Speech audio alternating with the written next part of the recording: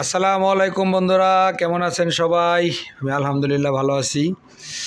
তো এই যে বোর্ডটি যে দেখতে পাচ্ছেন, এটি হলো মূলত বোর্ড হলো মাইক্রোটেকের, যাই হোক রহিম আপ্রোজ কোম্পানি ব্যবহার করছে।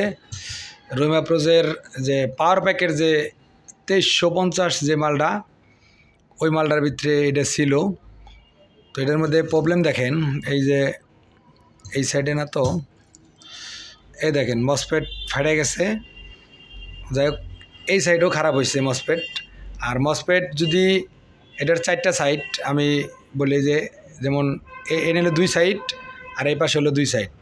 এটা হাই সাইড, এটা হলো লো সাইড, মানে ড্রেন সাইড। তো এই পাশে যদি মসফেট ফাটে তাহলে কিন্তু এই পাশেও ফাটবো মসফেট, মানে খারাপ হবে। আবার এই পাশে যদি খারাপ হয় তাহলে এই পাশে খারাপ হবে, এই পাশে খারাপ হলে এই পাশে খারাপ, এরকম মানে আর কি। তো বিষয়টা হলো এই মাইক্রোটেকের এটা একটু ভিন্ন টাইপের, মানে সার্ভিসটা একটু ভিন্ন টাইপের। মাইক্রোটেকের যদি মসফেট ফাটে, কখনও যদি 1-2টা মসফেট ফাটে, যে কোনো চ্যানেলের ফাটুক, এই সাইডে ফাটুক বা এই সাইডে ফাটুক, আপনার যখন গেট ভোল্টেজ মাপ দিবেন তখন সবগুলা মসফেট খুলে আপনার কাজ করতে হবে। তাছাড়া এই যে এখানে দেখেন একটা আইসি আছে, এই যে 83202, এই যে এখানে যে আইসি আছে, এই আইসির থেকেই মূলত 4টা চ্যানেল মানে আপনার চালু করছে। এই আইসির থেকে যে গেট ভোল্টেজটা ঢুকছে হাই সাইড আর লো সাইডের 4টা চ্যানেলেরই এখান থেকে ভোল্টেজটা ঢুকছে। তো একটা চ্যানেলের ভোল্টেজ যদি কম বেশি থাকে এখান থেকে, তাহলে যদি আপনি মসফেট লাগানো থাকে, মসফেট লাগানো থাকলে যখন আপনার ব্যাটারি তারটা পজিটিভে টাচ করবেন, টাচ করার লগে লগে ওই মসফেটটা ফাটে যাবো গা। মানে এটা ড্রেনের যে ট্রান্সফর্মার যে নাট, ওটা লাগানোর দরকার নাই, তারপরেও ফেটে যাব যদি আপনার এই আইসিটার সমস্যা থাকে।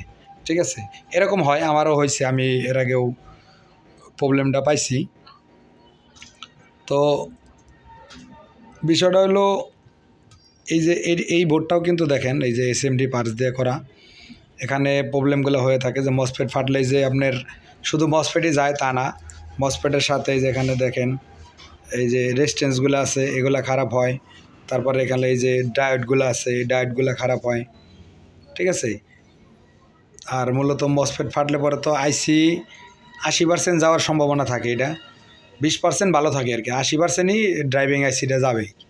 ঠিক আছে, আগে প্রথমত ড্রাইভিং আইসিটা খোলার পরে মসফেটগুলো প্রথমেই খুলে নেবেন। খোলার পরে ড্রাইভিং আইসিটা গেট ভোল্টেজ মাপ দিলে বোঝা যাবো যে ড্রাইভিং আইসি ঠিক কাজ করছে কিনা। যদি কাজ না করে ড্রাইভিং আইসিটা খুলবেন, খুলে মাইক্রো কন্ট্রোলার থেকে যে ভোল্টেজগুলো বেরোইছে, এখানে মাইক্রো কন্ট্রোলার থেকেও 4টা ভোল্টেজ ঢুকছে এটার ভিতরে, আবার এখান থেকে 4টা ভোল্টেজ বেরোয়া এই মসফেটের মধ্যে গেছে। তো এই ভোল্টেজগুলো আগে এগুলো দেখতে হবে, দেখার পরে তারপর আইসি লাগাইতে হবে, আইসি লাগানোর পরে মসফেট লাগাতে হবে। তো আমি এই মসফেটগুলো সব খুলে নিয়ে আসলে দেখবো যে আইসিটা ভালো আছে কিনা, এটা একটু দেখাই আপনাদেরকে।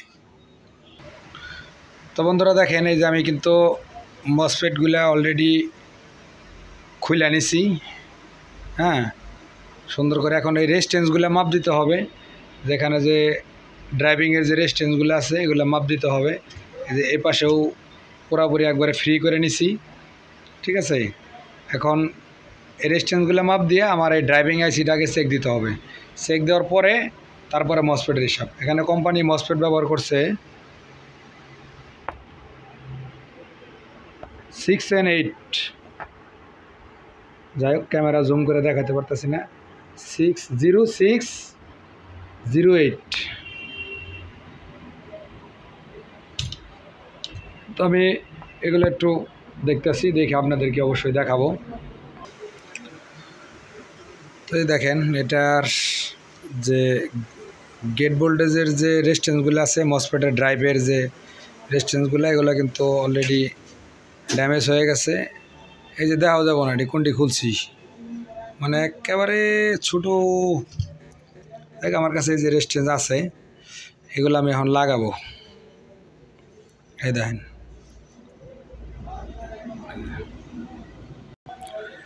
তো বন্ধুরা দেখেন, এই যে SMD যে রেজিস্ট্যান্সগুলা, এগুলো কিন্তু আমি লাগাই নিছি। এই যে দেখেন সবগুলাই, এগুলো সব ফালাই দিছি, ফালাই দিয়ে নতুন করে লাগাই নিছি। মানে কাজটা একটু বিরক্তকর, মানে এত ছোট ছোট এটা মনে করেন যে মনে হইতেছে যে স্বর্ণকারের যেরকম কাজ করে ওইরকম মনে হয় আর কি। নিজের ওইরকমটাই কিছুটা সময় ভাবলাম যে আসলে এরকমই। তো এখন এটার মধ্যে লাইন দিতে হবে, লাইন দিয়ে আর মাইক্রোটেকে একটা জিনিস হলো সামনের আপনার এই ডিসপ্লের কেবল যদি লাগান সমস্যা নেই, সিগন্যাল দেখতে পারবেন। আর না লাগালে এখান থেকে যে সুইচিংয়ের যে অপশনটা আছে এটা কিন্তু অটো সুইচিং অন হয়ে যায়, অর্থাৎ সামনের সুইচটা দিয়ে ওটাকে বন্ধ করে রাখছে, আর সুইচটা না লাগাইলে অটোমেটিক রান হয়ে যায়, সেক্ষেত্রে একটু সুবিধা আছে আর কি। তো আমি বোর্ডটার মধ্যে লাইন দিই, লাইন দিয়ে গেট ভোল্টেজগুলো আগে দেখি। তো দেখেন বন্ধুরা, আমরা কিন্তু এটার মধ্যে অলরেডি ব্যাটারি সংযোগ দিয়ে দিচ্ছি। আমি ব্যাটারিটা উঠাই দিই। এই দেখেন ওভারলোড প্রোটেক্ট ধরে রয়েছে, এই যে আর কোনো সিগন্যাল টিগন্যাল কিছু নাই, শুধু ওভারলোড প্রোটেক্ট ধরে রয়েছে। তার মানে ওভারলোড প্রোটেক্ট ধরে থাকলে কিন্তু এবারে কোনো ভোল্টেজ আসবে না। আর এই ওভারলোডটা কিসের দিকে ধরে রয়েছে এটা আমরা দেখব। মাথা মতো ধরে আলো একবারে জ্যাকেটের মধ্যে ওভারলোড প্রোটেক্ট ধরে রয়েছে। মানে সমস্যা কিন্তু শুধু মসফেট ফাটছে তা না, আরও কিন্তু সমস্যা এটার ভিতরে আছে। ওভারলোড প্রোটেক্ট ধরে থাকে মূলত, যেখানে একটা ওভারলোড প্রোটেক্টের আইসি আছে 324, এটা খারাপ হলেও এই সমস্যাটা করে। তো এটা একটু খুলে দেখি আমি। তো এই দেখেন বন্ধুরা, প্রথমত 324টা খুলছি, সমস্যাটা কিন্তু সমাধান হয় নাই। পরে ড্রাইভিং আইসিটা খুললাম, এখন যে সিমটমটাও দেখাইতেছে, মানে প্রথমে অন হয়ে সেরে পরে যে ওভারলোড মারতেছে, তার মানে এই যে সেন্সের যে একটা ভোল্টেজ আছে এই সেন্সটা না পাইলে ও তাই করব, ঠিক আছে, মানে এটাই নিয়ম আর কি। এই দেখেন ওই যে প্রথম অন হয়ে সেরে পরে, প্রথম অন হয়ে সেরে ইনভার্টার অন হয়ে সেরে পরে ওভারলোড মারতেছে। ওই দেখেন প্রথম ইনভার্টার হয়ে সেরে পরে ওভারলোড।